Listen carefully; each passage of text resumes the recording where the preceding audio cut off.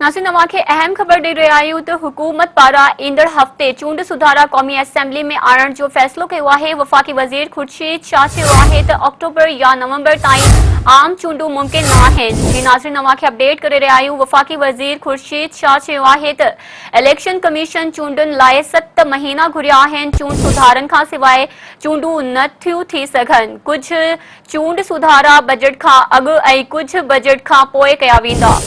हुन वधीक चयो आहे त इमरान ख़ान जी हुकूमत आइनी तरीक़े सां वई।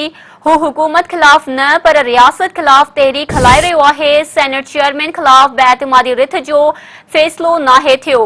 जी नाज़रीन, अवां खे हिकु भेरो ॿीहर अहम ख़बर ॾेई रहिया आहियूं त हुकूमत पारां ईंदड़ हफ़्ते चूंड सुधारा क़ौमी असेंबली में आणण जो फ़ैसिलो कयो आहे। वफ़ाक़ी वज़ीर ख़ुर्शीद शाह चयो आहे त अक्टूबर या नवंबर ताईं आम चूंडूं मुमकिन न आहिनि। जी नाज़रीन, अवां खे अपडेट करे रहिया आहियूं। वफ़ाक़ी वज़ीर ख़ुर्शीद शाह चयो आहे त इलेक्शन कमीशन चूंडुनि लाइ 7 महीना घुरिया आहिनि। चूंड सुधारनि खां सवाइ चूंडूं नथियूं थी सघनि। कुझु चूंड सुधारा बजट खां अॻु ऐं कुझु बजट खां पोइ कया वेंदा। हुन वधीक चयो आहे त इमरान ख़ान जी हुकूमत आइनी तरीक़े सां वई। हू हुकूमत ख़िलाफ़ न पर रियासत ख़िलाफ़ तहरीक हलाए रहियो आहे। सेनेट चेयरमैन ख़िलाफ़ बेइतमादी रिथ जो फ़ैसिलो नाहे थियो।